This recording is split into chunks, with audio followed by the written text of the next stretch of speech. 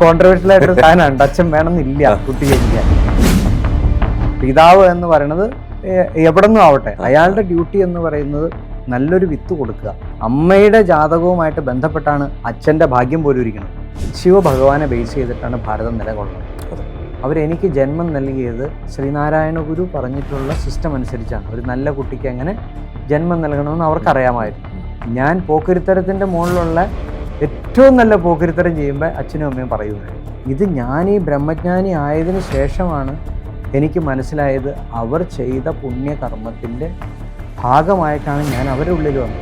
അവസാനം ഞാൻ പറഞ്ഞു, കുടുംബക്ഷേത്രം നിങ്ങൾക്ക് ഉണ്ടാക്കാൻ പ്ലാൻ ഇല്ല എങ്കിൽ ഞാൻ ഈ കുടുംബം വിട്ടു പോവാണ്, ഇനി ഞാൻ വീട്ടിലേക്ക് ഇല്ല. ഇനിയിപ്പോൾ നമ്മൾ അടുത്ത സ്റ്റേജിലേക്ക് പിടിക്കണം. അതെ, നമ്മൾ ഒരു ഭാഗം ജ്യോത്സ്യം എന്ന് പറഞ്ഞു, നമുക്ക് അതിനെ മാത്രം ഡിപ്പെൻഡ് ചെയ്ത് നിന്നാൽ നമ്മുടെ എല്ലാവരുടെയും പ്രശ്നം മാറില്ല. ഇത് കേരളത്തിലേക്ക് കേരളത്തിന് വെളിയിൽ പോകുമ്പോൾ ശരിയാക്കണേ എങ്ങനെയാണെന്നുള്ളത് അവിടെ മാറ്റി വയ്ക്കാം. നമ്മുടെ ഇവിടുത്തെ വാസ്തുവും ശരിയല്ല. ഇനി കേരളത്തിൻ്റെ ഭൂഘടന ഒന്ന് നോക്കുക. അടുത്തത് പെട്ടെന്ന് ജ്യോത്സ്യത്തിൽ സംസാരിച്ച് ഞാൻ വാസ്തുവിലേക്ക് വരുന്നതുകൊണ്ട് വിഷമമുണ്ടോ? ഇല്ല, വിഷമമൊന്നുമില്ല. ഓക്കെ, നമ്മുടെ തമിഴ്നാട്ടിൽ നിന്നും കർണാടകയിൽ നിന്നും പോന്നു കഴിഞ്ഞാൽ ഇങ്ങനെ വന്നിട്ട് നിന്നു. പിന്നെ കേരളം പോണത് ഇങ്ങനെയാണ്, താഴേക്കാണ്. കേരളത്തിൽ എല്ലാത്തിനും നമുക്ക് വിശ്വാസമുണ്ട്, പക്ഷെ ഒന്നിനും വിശ്വാസമില്ല. ഒന്നുകിൽ നമ്മൾ പൂർണ്ണമായിട്ടും വിശ്വസിക്കണം, അല്ലെങ്കിൽ നമ്മൾ പൂർണ്ണമായിട്ട് അവോയ്ഡ് ചെയ്യണം. ഇനി ഞാൻ അടുത്ത് പറയാൻ പോണത് ഭക്ഷണത്തിലേക്ക് വരികയാണ്. അതും നമുക്കൊരു വലിയ പ്രശ്നമാണ്. ഈ ഇത്രയും പോകുന്ന ചെറിയ കേരളത്തിലാണ് ഇത്രയും കൂടുതൽ കൊലപാതകം നടക്കുന്നത്. അപ്പം നമ്മളുടെ ഇവിടുത്തെ ഒന്ന് വാസ്തു ശരിയല്ല, നമ്മളുടെ ജീവിത രീതികൾ ശരിയല്ല. ഇതെല്ലാം നമ്മളെ നെഗറ്റീവായിട്ടാണ് ബാധിക്കുന്നത്. നമ്മൾ ഉയർന്ന സ്ഥലമാണെന്ന് ഇരിക്കട്ടെ, ഇതിന് സ്പ്രെഡ് ചെയ്യാൻ ഓപ്ഷൻ ഉണ്ട്. ഇത് താഴ്ന്നു കിടക്കുകയാണ്. ശരിയാ, സമുദ്രമാണ് ബാക്കിത്തെ നമ്മുടെ മുഴുവൻ സൈഡും കിടക്കണം. വാസ്തു എപ്പോഴും ഉയർന്നിരിക്കണം. യെസ്, സമുദ്രം എന്ന് പറയുന്നത് ഒരിക്കലും ഒരു മാലിന്യം അങ്ങോട്ട് എടുക്കൂല. അതായത് നെഗറ്റീവ് എനർജിയെ അക്സെപ്റ്റ് ചെയ്യാനുള്ളതല്ല സമുദ്രം, അത് ശുദ്ധമാണ്. അതെ, അപ്പോൾ ശുദ്ധത്തിലേക്ക് കൊണ്ടുപോയി മാലിന്യം കൊടുക്കാൻ നോക്കിയാൽ നടക്കില്ല. അപ്പോൾ ഇത് ശരിക്കും ഇവിടെ തളം കെട്ടിക്കിടക്കുകയാണ്. ഈ തളം കെട്ടിക്കിടക്കുന്നതിനെ എനിക്ക് വ്യക്തമായിട്ട് പ്രപഞ്ചം അതിൻ്റെ സൂക്ഷ്മം മനസ്സിലാക്കിയതുകൊണ്ടാണ് ഞാൻ ഈ ബാംഗ്ലൂർ കിടക്കണം, ഞാൻ ഈ പുൽപ്പള്ളിയിൽ വന്നിട്ട് സീതാദേവിയുടെ ക്ഷേത്രം എടുക്കാനും ശ്രീനാരായണ ഗുരുവിൻ്റെ പാദവും സംരക്ഷിക്കാനൊക്കെ പോണത്. കാരണം ഈ ധർമ്മം പറയണമെന്നുണ്ടെങ്കിൽ ആ ധർമ്മം പുലർത്തിക്കൊണ്ടുവന്ന് സംരക്ഷിച്ചു വന്ന് ആ ഗുരുക്കന്മാരുടെ വഴിയിലൂടെ എനിക്ക് നടന്ന് അവർ പറഞ്ഞത് പറഞ്ഞു കൊടുക്കാനേ പറ്റുള്ളൂ. ഞാനൊരു പുതിയ ആത്മാവായിട്ട് ഇവിടെ നിന്ന് പറയാൻ തുടങ്ങിക്കഴിഞ്ഞാൽ ബാക്കിയുള്ള എല്ലാവരും ചിന്തിക്കും ഇയാൾക്ക് മാത്രമാണ് അറിവുള്ളൂ എന്ന്. ഞാൻ പറയുന്ന ഓരോന്നും നിങ്ങളൊന്ന് കേൾക്കുന്ന നിങ്ങളൊന്ന് വിശകലനം ചെയ്ത് നോക്കണം, ശരിയാണോ തെറ്റാണോ എന്ന്. ഇപ്പം നമ്മൾ ശരിക്കും ഞാനുൾപ്പെടെ നമ്മളെല്ലാവരും പെട്ടുകിടക്കുകയാണ്. ശരിയാണ്. ആ പെട്ടുകിടക്കിൽ നിന്ന് ഞാൻ എങ്ങനെയോ നീന്തി കര കയറി കഴിഞ്ഞു. ഈ കര കയറി ഞാൻ സ്വാർത്ഥനാണെന്നുണ്ടെങ്കിൽ എനിക്ക് വല്ല ദുബായിൽ പ്രോഗ്രാം നടത്തുമോ അല്ലെങ്കിൽ വെളിയിൽ പോയി സ്പിരിച്വാലിറ്റിക്ക് എന്തോ ഒരു ഏരിയ ഉള്ളത് ഇല്ലേ? എന്നെപ്പോലെ ഒരാൾക്ക് എവിടെ വേദി കിട്ടില്ലാത്തത്. പങ്ങാണെന്നുണ്ടെങ്കിൽ ദുബായ്, യൂറോപ്പ്, അതിലൊക്കെ കറങ്ങി നടക്കണതാണ്. നമ്മൾ എത്രയോ നാൾ മുമ്പ് അബാക്കിൻ്റെ പ്രോഗ്രാം തൊട്ട് കാണുന്നതാണ്. നമ്മൾ തമ്മിലൊരു അലയൻസിൽ എത്തിക്കഴിഞ്ഞ് കഴിഞ്ഞാൽ നിങ്ങൾ പ്രോഗ്രാം നടത്തുന്നിടത്തൊക്കെ ഗുരുജിയുടെയും ഷിപ്പിൽ കൊണ്ടുപോയി പ്രോഗ്രാം നടത്താൻ പോകുമ്പോൾ ഗുരുജീനെ കൊണ്ടുപോവുക. പൈസയാണ് ലക്ഷ്യമെങ്കിൽ ഞാനത് പോകും. എൻ്റെ ലക്ഷ്യം അതല്ല.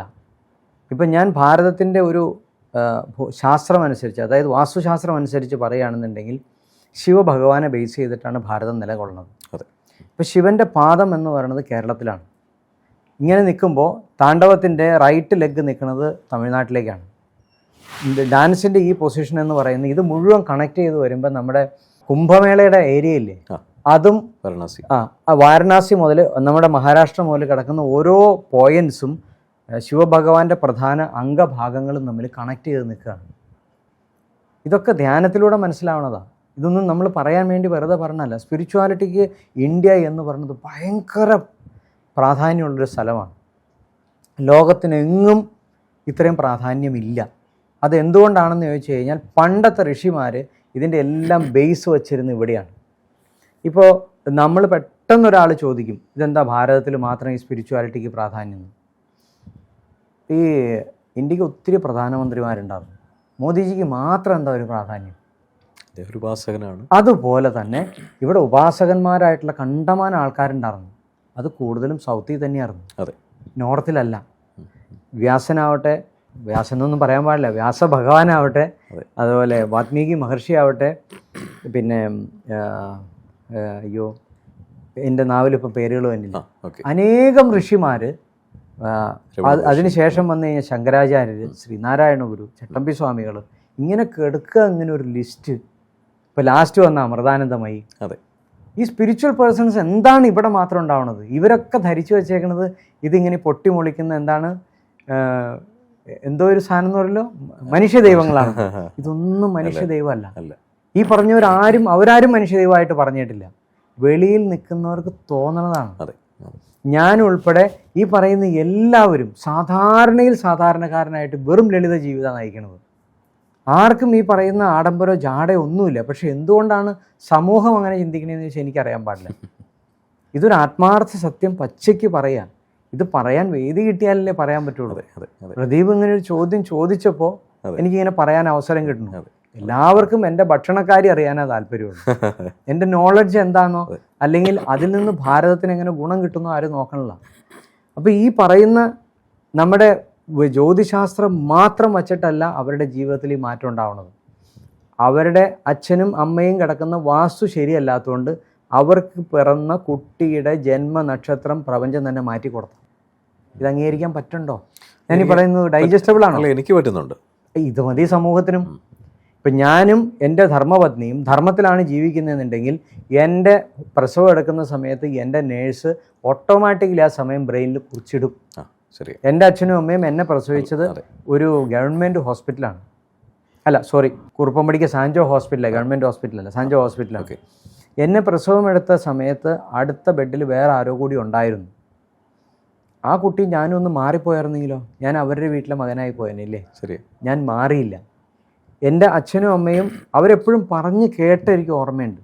അവരെനിക്ക് ജന്മം നൽകിയത് ശ്രീനാരായണ ഗുരു പറഞ്ഞിട്ടുള്ള സിസ്റ്റം അനുസരിച്ചാണ്. ഒരു നല്ല കുട്ടിക്ക് എങ്ങനെ ജന്മം നൽകണമെന്ന് അവർക്കറിയാമായിരുന്നു. അവരങ്ങനെ ഒരു പരീക്ഷണം നടത്തി. എല്ലാ മക്കളും അങ്ങനെയല്ല ഉണ്ടായത്, ഞാൻ അങ്ങനെ ഉണ്ടായതെന്ന് അവർ പറയാറുണ്ട്. അതെപ്പോഴാണ് പറയണതെന്നറിയാമോ? എൻ്റെ നല്ല പ്രവൃത്തി കണ്ടിട്ടല്ല. ഞാൻ പോക്കിരിത്തരത്തിൻ്റെ മുകളിലുള്ള ഏറ്റവും നല്ല പോക്കിരിത്തരം ചെയ്യുമ്പോൾ അച്ഛനും അമ്മയും പറയുന്നത്, ഓ എൻ്റെ ദൈവമേ, ഈ സിസ്റ്റം ഒക്കെ വെച്ചിട്ടും ഇതൊക്കെ ചുമ്മാ പറയണമെന്നാണ്, ഒരു ഗുണമില്ല എന്ന് പറഞ്ഞപ്പോൾ ഇങ്ങനെയുണ്ടോ തലയുമ തല തീർച്ചയാൻ ഇല്ലേ? ഇങ്ങനെയൊക്കെ നമ്മുടെ കാരണന്മാരൊക്കെ എൻ്റെ കാരണന്മാർ പറയണ കേട്ടിട്ടുണ്ട്. അപ്പോഴാണ് എനിക്ക് മനസ്സിലായി ഇവരെന്ത് സിസ്റ്റം വെച്ചിട്ടായിരിക്കും ഉണ്ടാക്കിയത്, വല്ല മുഴക്കോലോ വെച്ച് അളന്നുണ്ട് ഇങ്ങനെയല്ല, ഒന്നും നമുക്കറിയില്ലല്ലോ. ഇത് ഞാൻ ഈ ബ്രഹ്മജ്ഞാനി ആയതിന് ശേഷമാണ് എനിക്ക് മനസ്സിലായത് അവർ ചെയ്ത പുണ്യകർമ്മത്തിൻ്റെ ഭാഗമായിട്ടാണ് ഞാൻ അവരുടെ ഉള്ളിൽ വന്നത്. അല്ലേ? എൻ്റെ അച്ഛനും അമ്മയും ബ്രഹ്മജ്ഞാനി ഒന്നുമല്ല, പക്ഷെ എനിക്കാവാനുള്ള ഭാഗ്യം കിട്ടി. അപ്പോൾ എൻ്റെ പൂർവ്വജന്മ വാസനയുടെ ഇതനുസരിച്ച് സൂര്യൻ എന്നെ എൻ്റെ അച്ഛൻ്റെ ഉള്ളിൽ വിട്ടു. അപ്പം മാതാവിനെയും പിതാവിനെയും ഞാനല്ല തിരഞ്ഞെടുക്കണമെന്ന് ഞാൻ വേറെ ഇൻ്റർവ്യൂ പറഞ്ഞിട്ടുണ്ട്. അതങ്ങനെ തന്നെയാണ്. പക്ഷേ ഇവിടെ ഞാൻ പറയുകയാണ്, ഞാനാണ് തിരഞ്ഞെടുത്തത്. സൂക്ഷ്മത്തിൽ ഈ മാതാവും പിതാവും വേണം തിരഞ്ഞെടുത്തു. എന്നിട്ട് ഞാൻ എൻ്റെ പിതാവിലെത്തി, എന്നിട്ട് മാതാവിൽ വന്നു. എനിക്ക് വേണ്ട സാഹചര്യമുള്ള വീട് എനിക്ക് ഉണ്ടാക്കി തന്നു. എനിക്ക് ഈ ബ്രഹ്മജ്ഞാനത്തിലേക്ക് നയിക്കുന്നതിന് മാസങ്ങൾക്ക് മുമ്പ് എൻ്റെ വീട്ടിൽ കുടുംബക്ഷേത്രം ഉണ്ടായി. ആ ക്ഷേത്രത്തിന് വേണ്ടിയിട്ട് വീട്ടിൽ നടന്ന യുദ്ധം എന്ന് പറയാൻ ചെറുതല്ല, ഭയങ്കര ഇഷ്യൂ ഉണ്ടായി. കാരണം ഞാൻ വേണമെന്ന് പറയും, വീട്ടിൽ വേറെ ആർക്കും വേണ്ട. വേണമെന്ന് പറയാനുള്ള കാരണം ജോസിനെ വീട്ടിൽ കൊണ്ടുവന്നു, മറ്റേ വേറെ ആളുകളെ കൊണ്ടുവന്നു, വാസ്തു നോക്കുന്നു, അത് ചെയ്യണു, ഇത് ചെയ്യണു, അനേകം പരിപാടികൾ ചെയ്യുക. പക്ഷെ ആരും അംഗീകരിക്കണില്ല. അവസാനം ഞാൻ പറഞ്ഞു, കുടുംബക്ഷേത്രം നിങ്ങൾക്ക് ഉണ്ടാക്കാൻ പ്ലാൻ ഇല്ല എങ്കിൽ ഞാൻ ഈ കുടുംബം വിട്ടു പോവാണ്, ഇനി ഞാൻ വീട്ടിലേക്ക് ഇല്ല. അപ്പോൾ എല്ലാവരും സമ്മതിച്ചു. അങ്ങനെ കുടുംബക്ഷേത്രം എൻ്റെ വീട്ടിലുണ്ടായി. ആ കുടുംബക്ഷേത്രത്തിൻ്റെ പ്രതിഷ്ഠ കഴിഞ്ഞ് പിന്നെ എനിക്ക് അധിക സമയം വേണ്ടി വന്നില്ല. ആ കുടുംബക്ഷേത്രത്തിൻ്റെ പ്രതിഷ്ഠയല്ല എൻ്റെ ജീവിതത്തിന് ബ്രഹ്മജ്ഞാനം കിട്ടിയത്, പക്ഷെ അതും ഒരു നിമിത്തമായിരുന്നു. ശരി ഇല്ലേ? അതെ അതെ. ഞാൻ നിമിത്തവും കാരണവും കാര്യങ്ങളും അല്ലെങ്കിൽ ശാസ്ത്രവും ഇതിനെല്ലാത്തിനെയും 100% വിശ്വസിക്കുക. ഇതേ എൻ്റെ അനുഭവത്തെ സാക്ഷി നിർത്തിക്കൊണ്ടാണ് ഞാൻ ഇന്ന് ഈ വീഡിയോയിലിരുന്ന് പറയണത്.